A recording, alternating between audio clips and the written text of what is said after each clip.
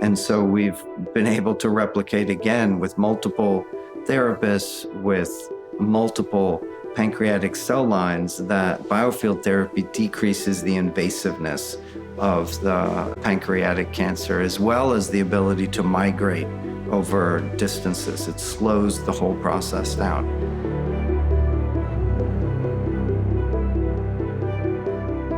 We are in a time of convergence. Throughout history, almost every culture in the world has used what we now generally call energy healing to help ease suffering. But modern medicine pushed these practices, these phenomena, to the margins. And stories of energy healing became just that, stories. I'm Ivy Ross, and as a business leader and artist, my life has always been about navigating these two very different worlds, the solid ground of hard data and the undeniable power of the invisible. At heart, I'm a child of wonder. I'm curious about the forces that connect us all, and so I invite you to join me as I explore this new frontier in medicine and healing, with astonishing stories, compelling science, and an open mind and heart. This is Phenomena, the science and stories of energy healing.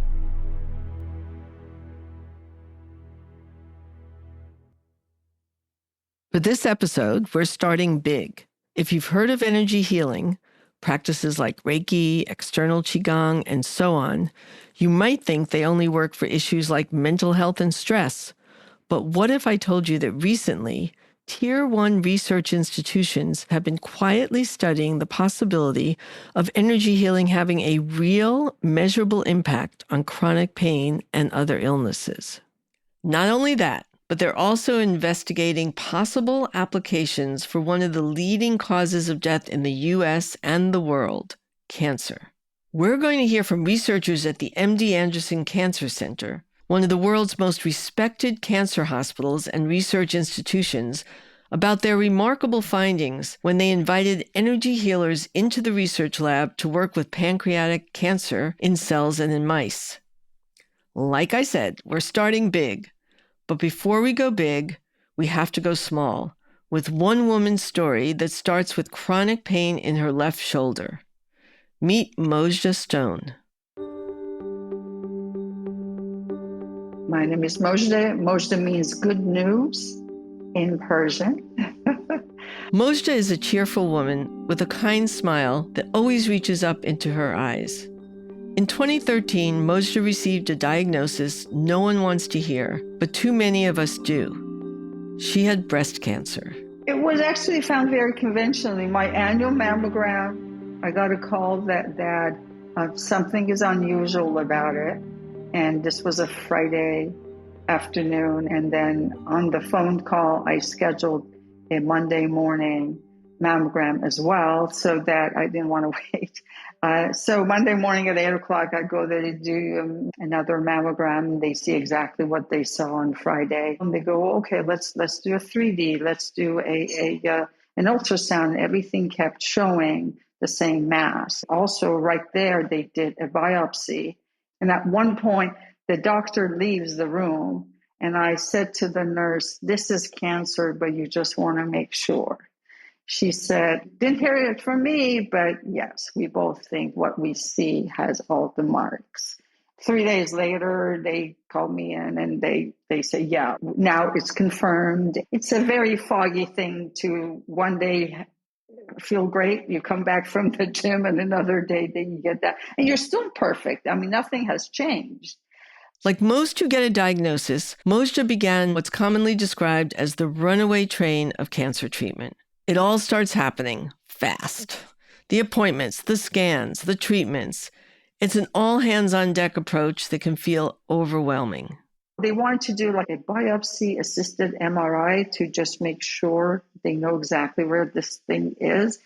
That was really the most difficult part, because an MRI to me is scary enough, let alone something like a knitting needle goes into you and it comes out. Anyway, it's just to make sure what they thought they saw really. And what they saw was a standard 4-centimeter tumor, Mojdeh scheduled a surgery to have it removed 6 weeks later, and in the meantime, kept her diagnosis to just a small inner circle, not even telling her mother at the time because of her family's difficult history with cancer. My sister had it maybe 8 years before I did, and her journey was really difficult. And my first really reaction was like, oh my God, my mother cannot go through this again. I didn't tell anybody, only my son, my sister, my husband knew, because I didn't want anybody's terrible story. I was on a path of healing. I didn't want anybody to say, my neighbor had it, she died. I just didn't want anybody to have any stories at all. I wanted my story. I wanted to only be surrounded by people that it's their job to heal me. I put myself in a bubble of healing. And I wanted John on my team because I was so successful with the shoulder pain that I had that never came back. In addition to all of the nurses, doctors, oncologists, lab technicians, and other dedicated healthcare professionals treating Mojdeh for her cancer, she wanted to add just one more person to her healing team, John Levac, an energy healer. Mojdeh had met John years before at a seminar. At the time, she'd been suffering for years from chronic pain caused by what she calls a frozen shoulder. And during a break, she and John struck up an unusual conversation. He said, you're holding your left shoulder a little lower than your right shoulder. It must hurt a lot. I'm like, oh my God, yes, it does. And how did you know? I had a frozen shoulder that came back every year like clockwork in January. Physical therapy and cortisone would kind of calm it down, and then it would come back. So he said, well, we could talk on the phone and get into why it hurts. So 2-3 sessions on the phone, and my shoulder has never had the same problem. John's treatment of Mojdeh for her chronic shoulder pain is truly fascinating, involving energy healing sessions combined with visualization exercises of Mojdeh letting go of past generations' demands of her. You can listen to that part of the story on our website at phenomenahealing.com. But right now, I want to stay focused on Mojdeh's cancer story. Because John had helped her solve this seemingly unsolvable issue of chronic pain, which never came back even years after he first worked with her, he was one of the first people she called after her cancer diagnosis. He said, let's work on this together, but I want you to also learn this because it will empower you to heal yourself as well. Every day, John and I talked about 20 minutes before my surgery was probably 4 or 5 weeks after that. He directed my attention to why did you grow a tumor on top of your heart? Your body is telling you something. We need to learn from this. You need to learn from what your body is telling you. It started whispering and now it's shouting at you. You need to listen. John was telling her, your shoulder pain before, that was the whisper. Now, the cancer is shouting at you from the same place. It's all on your left side. This means something. I wanted to know more about John, what he does, and how he does it. So we all sat down with him on a call. Okay, my name is John Levac, and now I'm doing what I call intuitive resonance healing work for a living. John has rectangular glasses, a snow-white goatee, and shaved head, which he says only happened because of all the research he's been involved with. After so many times shaving it to attach electrodes and monitor his brain functions, he decided to just keep it shaved. He describes his work as intuitive resonance healing and shared that sometimes when he doesn't really want to tell people what he does, he says he works as an energy consultant. But John hasn't always considered himself to be a full-time energy healer. I had a different career for a long time. I flew helicopters for 35 years. Part of why I flew helicopters for so long because I flew in remote areas, mainly in Canada, and I worked on specializing in flying where I was the only one in the cockpit. I'd fly sling loads and do that kind of thing so that I didn't have people around me and I wasn't picking up their energies. It probably felt more like a little bit of a curse because, especially going through adolescence, you really want to fit in. You want to be normal and not normal in that sense, or don't fit in with whatever the norm is. John has been involved with research projects for years, including 4.5 years with MD Anderson Cancer Center, which we'll get back to shortly. But first, let's understand what he actually does. I don't know if it's 42 or 46 countries now I've worked with people. Well, lately it's been more with diseases, with lots of folks with different kind of cancers that seem to work to varying degrees with all kinds of cancers. John practices different, what are called modalities of energy healing. Most predominantly, he prefers to work in distance healing, which means he can work with someone who isn't in the same room with him or even in the same country. He can create a connection simply by speaking on the phone or just focusing on the person. With Moshe's cancer, John employed what's called the Bankston cycling method. And if you're like me, it is nothing like what you might imagine when you think of energy healing. I'll let John explain. Basically, it's rapidly going through positive futures, cycling through them. That's why it's called cycling, but going rapidly through the futures that I really want. Like when I say things that I really want in ways that I'll know that I have them and the feeling of that, but rapidly going through that, and it creates a sensation or resonant field that healing happens in. And that way you're connecting with futures that you really want, and then you're going to let those futures pull you to them as you're getting in the frequency energy for them. And that's basically all healing. It's as natural as breathing. It's not like I'm having to consciously do it anymore. It is just as natural as for you walking. You don't think about walking when you go out for a walk. You just get up and do it. Same with the cycling. You're just doing it almost as naturally as breathing after you practice for a while. I have to admit, when I first heard this, I thought, how in the world does cycling through positive futures help heal cancer? But as we'll hear later in the show, something very fascinating may be happening here, where John's consciousness may actually be affecting the body's ability to heal itself.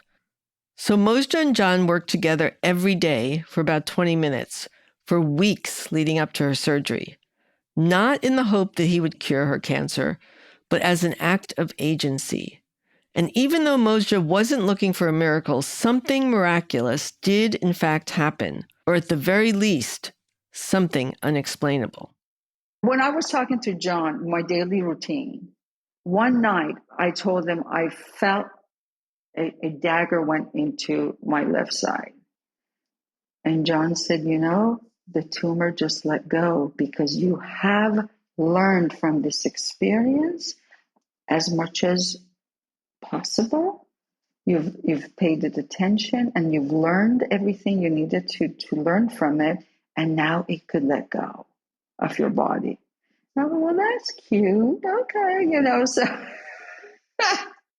maybe it was just like an indigestion. I don't know, maybe. But when I talk to John, I always feel energy going through my left side. It feels like when your hand falls asleep. But that was very different. It was very directed. It really felt like a dagger. Moshe didn't realize just how remarkable this moment was, however, until the day of her surgery. I remember it was cold and it was December. And I remember there were two surgeons there. They were complaining, who chose Christmas music? It's too early. So anyways, I saw the other surgeons. Everybody said hello. It was really nice. Before going home, the surgeon came by and she's like, I've never seen this before, but it was not attached to your body at all. But we took it out. I've never seen a tumor that is just sitting somewhere and not attached to any tissue. And that's exactly what John said. It's like, okay, you've learned enough, your body let go. And that was amazing. Moshe's surgeon told her that she saw something she couldn't explain and had never seen before. The tumor, which on multiple scans and biopsies had seemed perfectly typical, wasn't attached to any tissue in Mojda's body. As John put it, it seemed like her body had simply let go, and that the stabbing sensation Mojda had felt may have been that moment of letting go. How could simply imagining good things have done this? How could intention and consciousness be working at a level we just don't understand? And how could someone like John seemingly affect someone else's body to heal itself? These are some of the questions I'm left with. And as you'll hear in the second part of our story, John has been participating in groundbreaking scientific studies to answer just those kinds of questions about energy healing and cancer. And that's where Dr. Lorenzo Cohen comes in.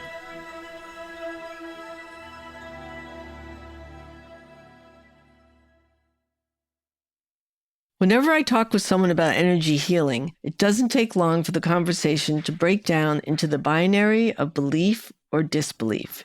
You either buy it or you don't. But as a friend and researcher recently told me, belief isn't a binary, it's a spectrum. When we treat belief like a light switch, only seeing it as on or off, it becomes brittle, and positions can harden in defense. But when we understand that belief is a spectrum, we're more able to incorporate new information. We have a greater capacity for understanding and growth. The researcher and friend I mentioned who opened my eyes to this is Meredith Sprangel. We'll check in with her a bit later to help make sense of some of the research we're about to hear. But first, I want you to meet Dr. Lorenzo Cohen. My name is Lorenzo Cohen. I'm director of the Integrative Medicine program at MD Anderson Cancer Center in Houston, Texas. MD Anderson is one of the largest and most respected cancer care centers in the world. And for the past several years, Dr. Cohen and his team have been doing something remarkable, bringing healers like John into the laboratory to observe and measure the effects of energy healing modalities on one of the deadliest and most destructive illnesses in our world today, pancreatic cancer. In the world of cancer, we need to leave no stone unturned. And although, in my open-minded but somewhat conservative integrative medicine perspective, it seems kind of crazy, right? That somebody with their own energy could send it into another human being, defies laws of physics, etc. But I felt it was important and incumbent upon us to put it to the test. And that's kind of how it all started. To me, that's a scientist's answer, and I love it. Not dismissing out of hand, but admitting, you know what? We don't know it doesn't work, and we should know. I've always thought creative people and scientists react to the unknown in a similar way. We're curious, comfortable with the questions. In fact, we kind of love them. So what are the questions? So when we first started doing biofield research at MD Anderson, we wanted to show that the phenomena was real, that this effect was measurable. Most importantly, it was replicable, and then starting to understand some of the mechanisms. And where better to put it to the test than in a setting where you could remove placebo fully, and that's either isolated cancer cells in petri dishes or animals that don't know who's sitting in front of them. What's very important in this kind of research is to have appropriate controls. So in all of these studies, both cells and animals, we had what were called sham controls and colony controls and incubator controls. So just a basic of the setup, you would have the biofield therapist come in, plates were on the counter, did their treatment for 15 or 30 minutes. Then they go back into the incubator, and then we measure all the different biological processes depending on the outcome over time. So picture this. A healer sitting in front of petri dishes filled with pancreatic cancer cells. Hands hovering but never touching, and the healer is doing their healing. In John's case, cycling through positive futures. Then they put the petri dishes back and look at the results. The other group was a group of cells or animals that were just left in the incubator, never came out. The animals just lived in the colony the whole time, and we tracked the change in cells and in animal cancer growth over time.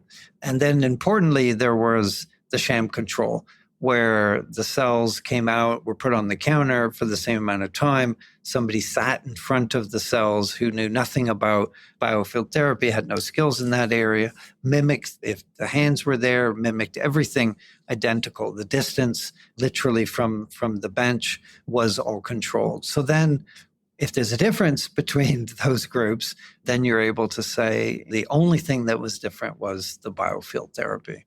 One note, Lorenzo uses the term biofield therapists. That is yet another term for energy healers. Biofield simply means a field of energy, not necessarily electromagnetic, mind you, that surrounds and permeates the human body. Now, before we get to the results, I think it's necessary to take a step back and ask a different question, a basic question. What is cancer? Cancer, by definition, is uncontrolled cell growth. One of the hallmarks of cancer is the ability of a tumor cell to leave the primary organ and go to another part of the body and colonize. And we call that metastasis. Cells are not supposed to do that, right? A normal cell, when it leaves the breast, it will die. It'll undergo apoptosis.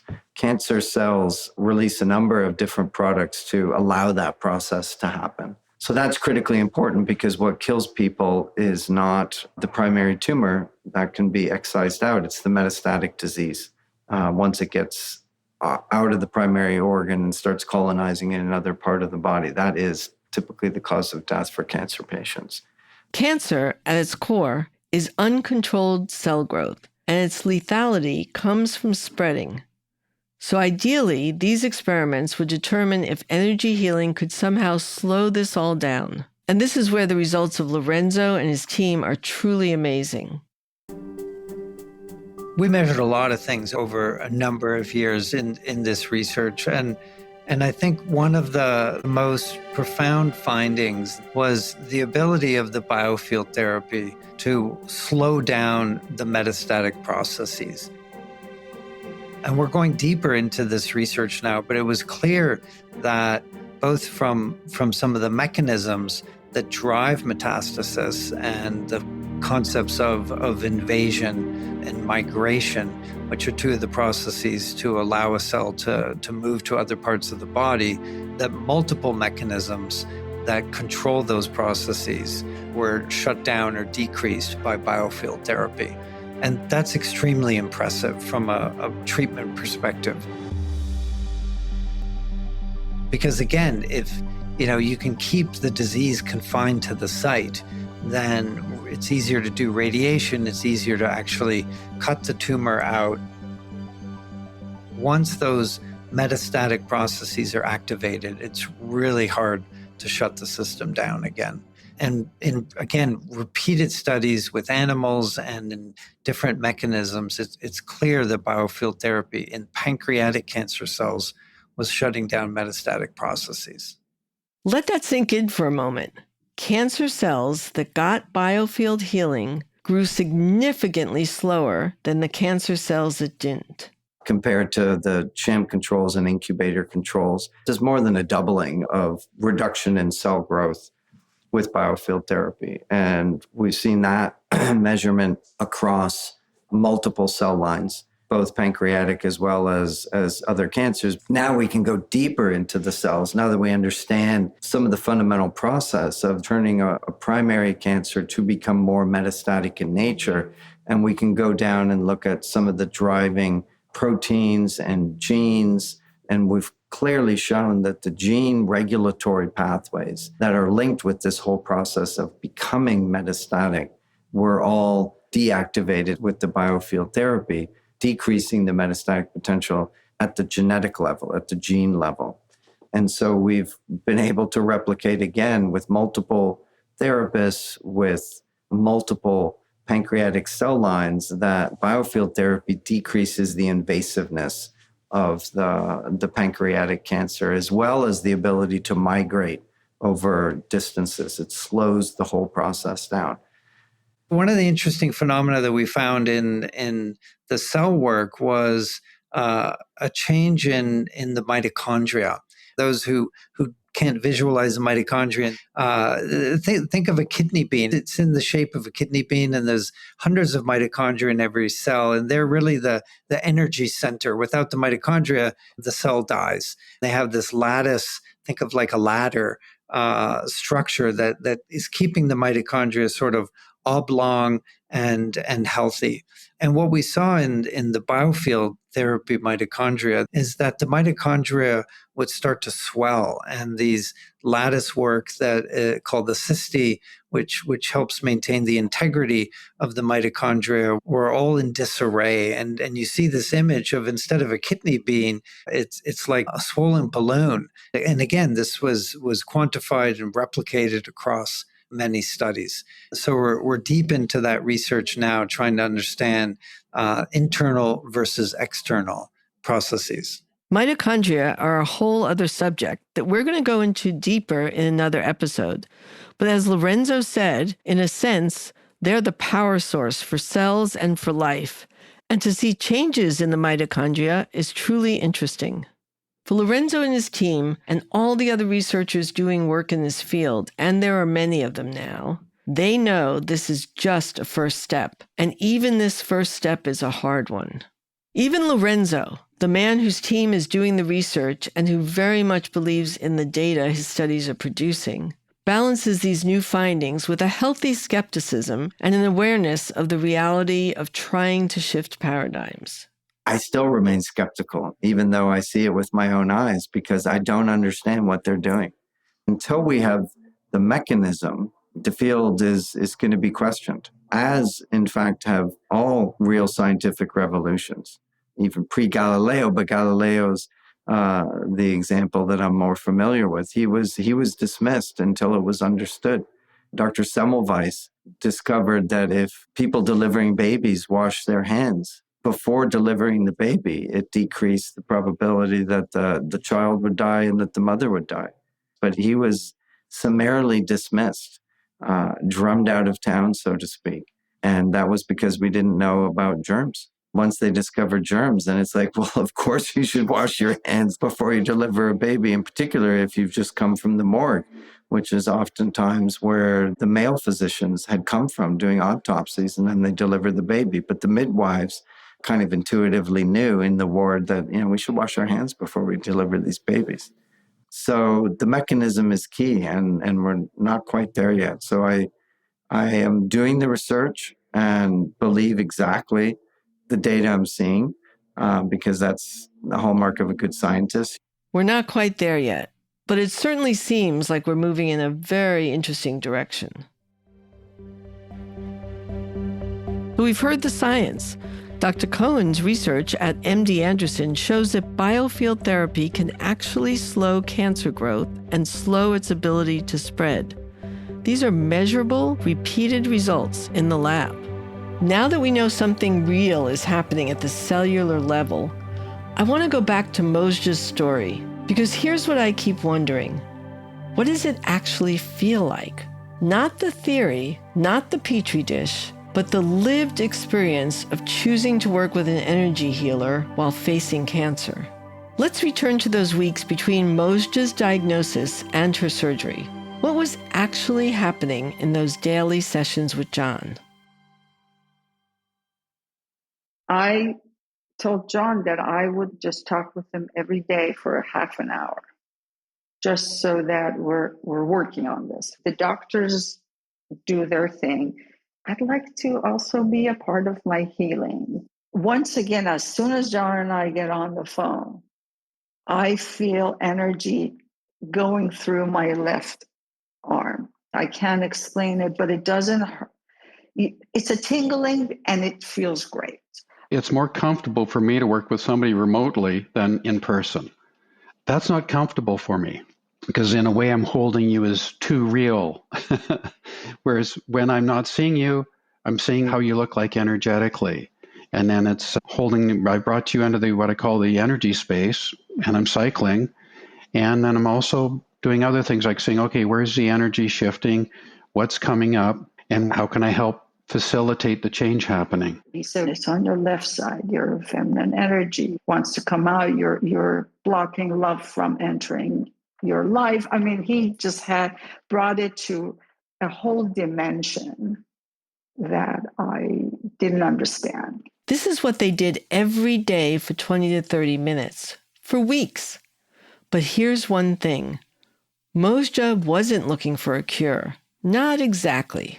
I knew that this thing will not disappear the more I talk to John. I knew that. That was not the goal. The goal was to make the whole process what I call elegant. I was not looking for a miracle.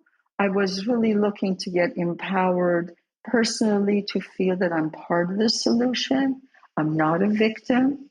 I knew that just having that kind of assurance that I have more than one toolbox. In fact, my son was very worried, like, Mom, you still have to go to the doctor. I'm like, I am. Mosja was always going to have surgery. She was always going to follow her oncologist's recommendations. John wasn't replacing her medical team. He was joining it. He said, I'm not telling you you don't need surgery. I'm not telling you you don't need follow-up, but you need to learn from what your body is telling you. In my opinion, if we're open to Western medicine and also understand that there are methods of healing, ancient and modern as well, that could together have the synergy of all these things together, it doesn't mean that we don't believe in modern medicine. It just actually gave me more power to look at this not as a victim, but as a participant in creating healing, as a participant to then be cancer-free. It just actually empowered me instead of, oh, I have magic now. I don't need a doctor. John's going to fix it. I think the synergy of all of these things together is the magic of, it's not only one thing, it's the sunshine and the clean air and the good food. And, it's kind of like your health is not only one thing. And I think this is something that could very much be a formula for a lot of healing. The question I'm left with after all of this is simply, did energy healing do this? Was the tumor detached because of Mosja's energy healing sessions with John to learn what her body was telling her? But maybe the question is, why do we need it to be just one thing? Mosja didn't feel like she had to choose between two worlds, conventional treatment or energy healing. She chose both. She showed up as someone who respected Western medicine and also recognized that there was more available to her than just surgery and chemotherapy. There's so much to unpack here. And to help me unpack it, I invited Meredith Springle to have a discussion. She's the researcher I mentioned earlier. Meredith, thanks for joining me. Thanks, Ivy. Happy to be here. First, I think you should tell us a bit about yourself. Who are you? Yeah, it's quite an existential question. That's why I love you, Meredith. So I think the hat that I wear the most is I think of myself as a researcher. I have a background of about 15 plus years in integrative and complementary medicine research, and I'm doing my PhD right now in cognitive science. I help to direct the research for the Subtle Energy Funders Collective. The Subtle Energy Funders Collective is heading a movement to better understand energy healing and other consciousness-based healing modality practices. But I'm here today because I'm just fascinated by this research and everything that's been done in the past 30 years to try to better understand energy healing. Well, so glad to have you. So let's start with Mosja and John. What do you think? I was so amazed to hear the connection between her letting go and the tumor appearing to let go. Have you ever heard about anything like that before? Well, it's interesting to think about it because cancer is so complicated. So we don't know specifically if the tumor was embedded, if it wasn't. But I think for her journey and her story, it's really fascinating that when the doctor came in to remove it, that she said, I can pick it up. I could literally pick it up. There are many different stories of cancer journeys, but I think hers in particular really represented not only her medical journey, but a personal one. Yeah, that was what was so beautiful about the story. And what could the possible explanations of that be? Oh, there are so many medical explanations. Maybe it wasn't attached, right? Because sometimes on medical scans, you can't tell if they're attached. Or sometimes when they do the ultrasound puncture of the tumor, when they actually invasively look at it, that can also kickstart a healing response. So who knows? Was it the energy healer? Was it her ability to relax with working with the energy healer and then maybe being able to put her body in a state and be relaxed, and then she could start to heal herself? So there are a lot of medical explanations for what happened to her. But I think what's beautiful about this story is that something was working. Something was working for Mojda, and she was able to treat her cancer well, and she got better. And that's the most important point, because I really think energy healing is about triggering self-healing. And it's not about people looking to prove a point. We're just looking to deal with getting rid of pain or how to keep cancer at bay. And so I think we just have to, take these stories at face value. So now let's turn to the people who are looking for those answers, the MD Anderson results. Why don't you give me your takeaway from what Lorenzo shared with us? I think it's fascinating. I mean, regardless of what's happening, I think it's incredible that you found so many different effects at so many different layers that they looked at with the cells and the animals. You had changes in genetic factors. You had it affecting the microenvironment of the tumor. You also have these bioelectric changes on the cell gradient that then can change how the cancer reintegrates back into your body. And then they found this really fascinating result with the mitochondria. So they were able to show that something was happening. One of the things that's really fascinating about what Lorenzo and team found was it kind of shifts our perspective of how science thinks of us. Right now, we're very much thought of as biochemical beings, whereas some of the most interesting findings that he discovered was how much we are bioelectrical beings. Specifically, that the healer was changing the voltage potentials of the cell and then therefore stopping metastasis. And right now, we do not have any universal treatment to stop metastasis. And the treatments we do have don't always work for all cancers or very cancer specific or cause a lot of symptoms. So this is an incredible finding if it pans out over time. I'm super excited because we're going to get deeply into that subject in a future episode. What is happening and how this scales, who knows, right? So from cells to animals to humans, that's a big leap. But what they found so far is really intriguing and does give a basis for why you might want to explore further exactly what's happening. And that lack of mechanism, doesn't really undercut the results, right? Yeah. We have other things like anesthesia and antidepressants that we don't know the mechanism, but we know it works. Totally. And this is the fascinating thing about the whole field of integrative medicine is like a lot of this stuff works. Like acupuncture also, they have theories of mechanism, but they don't have a defined mechanism. But the scrutiny is higher because things like biofield therapy don't meet the paradigm, right, of what is considered conventional medicine. But yes, there are plenty of drugs and therapies that do not actually have a known mechanism that get integrated into allopathic or traditional medical care. So I know science, moves slowly for a reason, but what do you think, what's needed as the next step here? Oh, well, I think there's a lot. There's going to have to be a lot to prove that there is some sort of mechanism we don't understand about how we heal.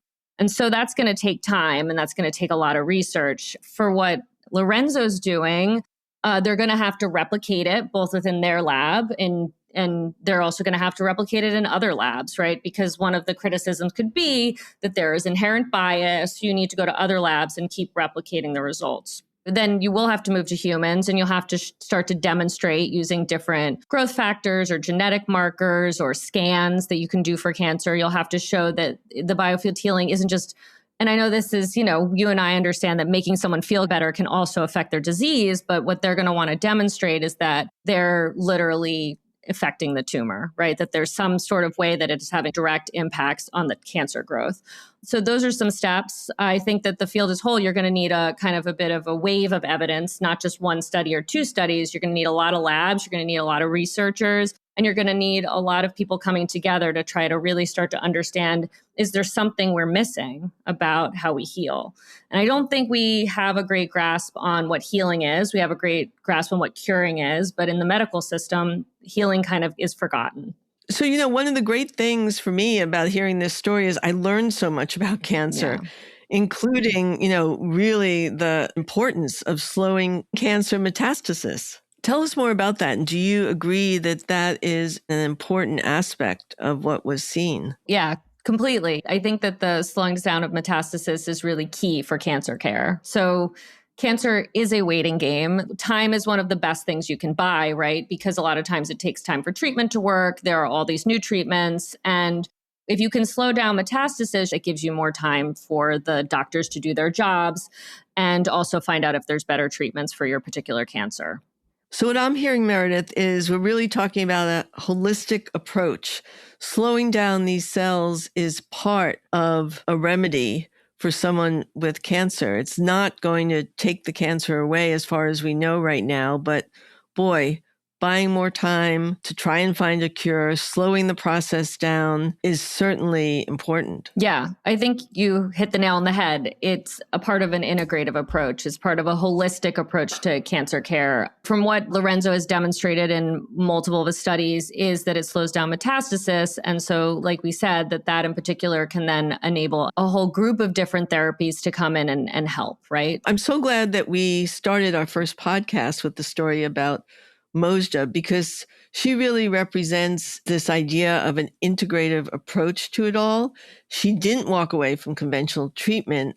She just added energy healing to her program.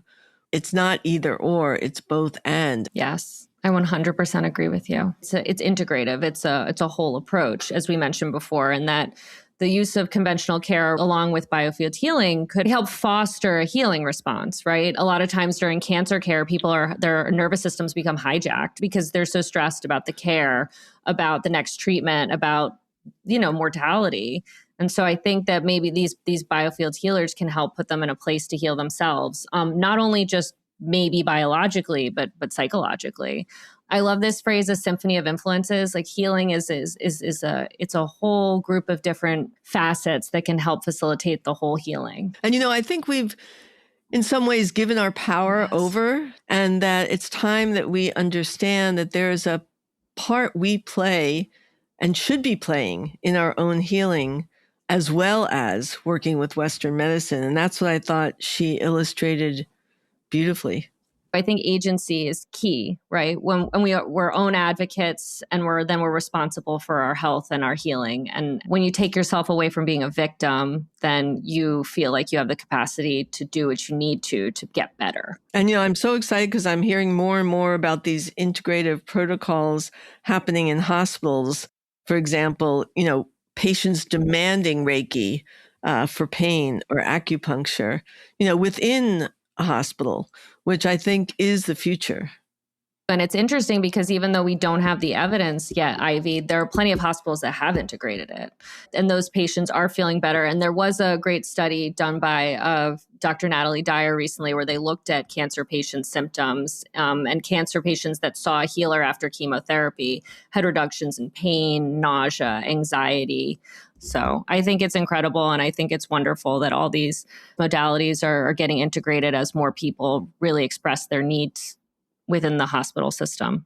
And we'll talk to Natalie Dyer in a future episode because she's also a healer. So Meredith, with all of your experience, if I'm someone facing a terrible illness or chronic pain or something else that's overwhelming, what would you recommend if I was your friend, and I am, what I do, what I should do? Well, always have a physician, always have a doctor that you're working with, right? That can oversee different aspects of your disease or your mental health condition, or a therapist if that's something.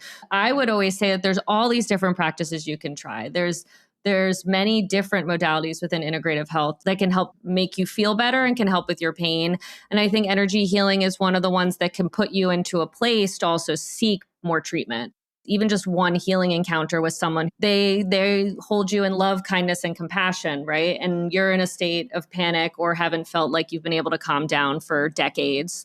And then someone says, let me care for you, let me heal you. And so one of the things I've also heard anecdotally is that a lot of these biofield healing or energy healing modalities give them a taste of what maybe these things they can do for themselves can bring, right? Like meditation or yoga or qigong or tai chi or acupuncture. Yeah. And the important thing, and it's one of the reasons why we're doing this podcast, is that people explore these modalities before they get sick. Yeah. It's so good for your mind and body to have these experiences. It's just deepened my understanding of the world and the way the universe works. And so it's been a gift. And now, in the last 10 years, to see the research starting to be done that starts to poke at some of what might be happening is music to my ears. Yeah, I think that's beautiful. I mean, these aren't just practices you do when you get sick. These are lifelong practices that add to your quality of life and also help you connect better in everyday experiences when we have a society that wants to disconnect us so much from, just the act of living. And I think, it shifts us away from the mechanical view of the body as a machine, which is so important. And I think some of this understanding of self-healing or energy medicine, biofield therapies, whatever you call it, is our birthright and something we have to come back to and get more familiar with.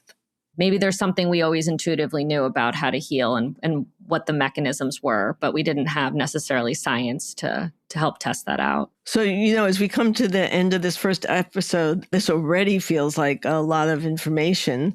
But what I find refreshing is, especially in today's world of everyone thinking they have the answer to everything, the people we heard from today humbly accept that they might not have all those answers, including yourself, Meredith, which I love.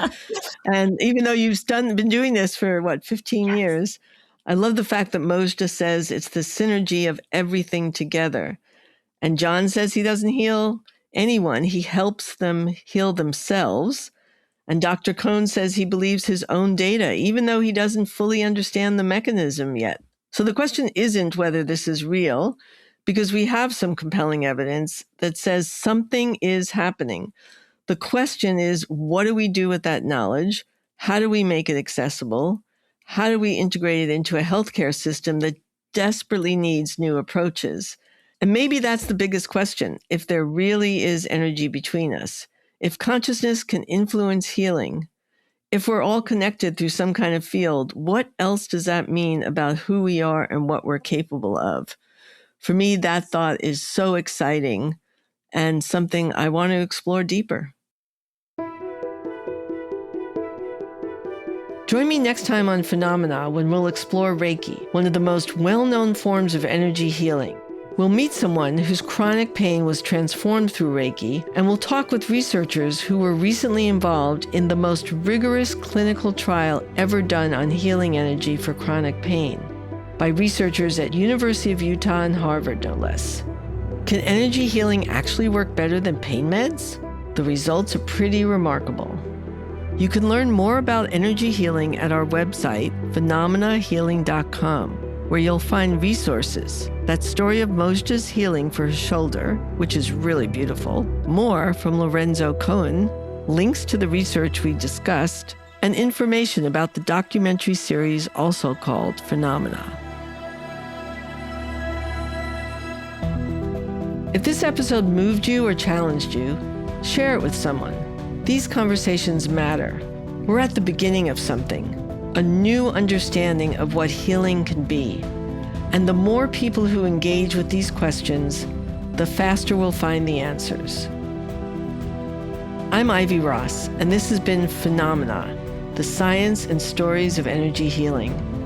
Thank you for listening.